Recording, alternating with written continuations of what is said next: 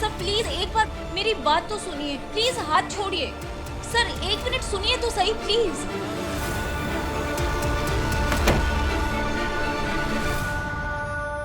ये सब क्या था? तुम्हारी हिम्मत कैसे हुई अक्का साहब को धक्का मारने की? सर मैंने अक्का साहब को धक्का नहीं मारा, मैं तो बस। मैंने देखा तुमने क्या किया सभी।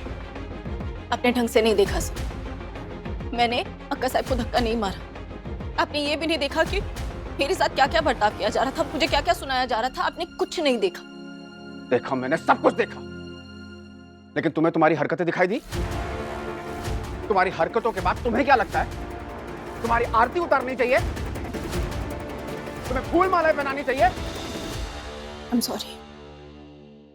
तो आपको भी यही लगता है ना कि मेरी जॉब की वजह से आपके खानदान की बदनामी हुई है, उनका मजाक बन रहा है, राइट? सभी किस भाषा में तुम्हें समझाऊं मैं? सर आप समझ क्यों? तुम्हें मैं आखिरी बार समझा रहा हूं, कान खोल के सुन लो। मुझे तुम्हारे जॉब करने से कोई प्रॉब्लम नहीं है, लेकिन ये जो तुम हरकतें करती हो ना, इस चीज से प्रॉब्लम है मुझे। अगर मुझे पता होता ना सभी कि तुम जॉब कर रही हो, अगर तुमने मुझे बता दी होती ना ये बात, तो मैं अपनी फैमिली को मेंटली प्रिपेयर कर सकता था। लोगों के दिमाग में जो सवाल है ना, मैं उनके जवाब दे सकता था। लेकिन नहीं, तुम्हें तो बस अपनी मनमानी करनी है। अपने जिद्दी बनने के चक्कर में, अपने अड़ियल बनने के चक्कर में तुम्हारे आगे कोई आ सकता है क्या?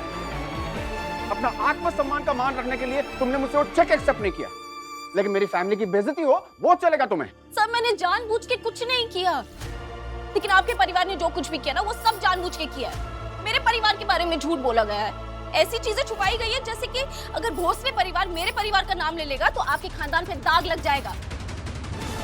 ये सब आपको नहीं दिख रहा है? मेरी आई की बेइज्जती की गई, मेरी ताई कोमा में, लानत भेजी गई है, ये सब के बारे में आप क्यों नहीं बात करें? बोलिए इनके बारे में।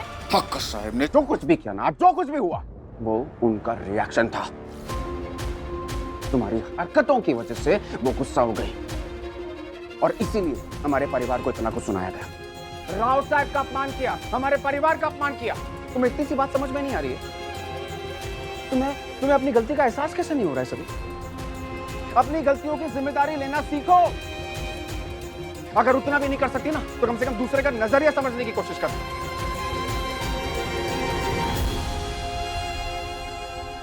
तुम्हें पता है तुम्हारी वजह से मुझ पर क्या गुजर रही है? अरे किसी तराजू की तरह बना के रख दिया तुम दोनों ने मुझे। कभी तुम तो कभी अक्का साहब अपनी शिकायतों का बोझ मुझ पर डालते रहते हो और बस मैं इधर से उधर बस घूमता रहता हूं, कभी तुम्हारी तरफ तो कभी अक्का साहब की तरफ।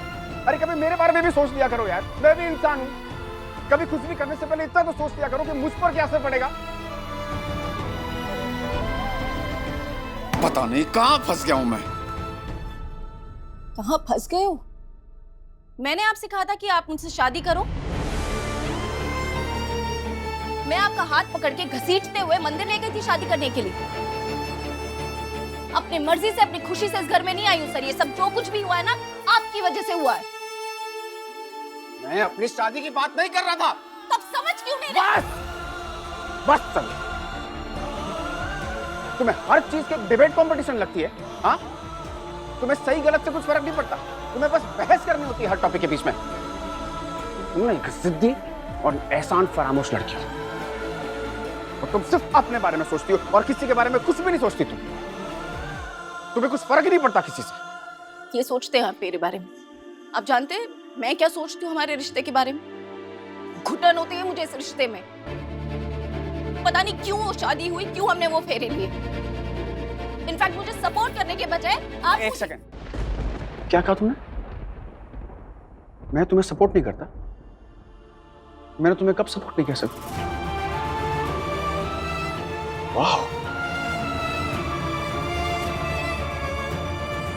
यू नो व्हाट, आज तुमने मुझे बहुत बहुत बहुत तकलीफ पहुंचाई है।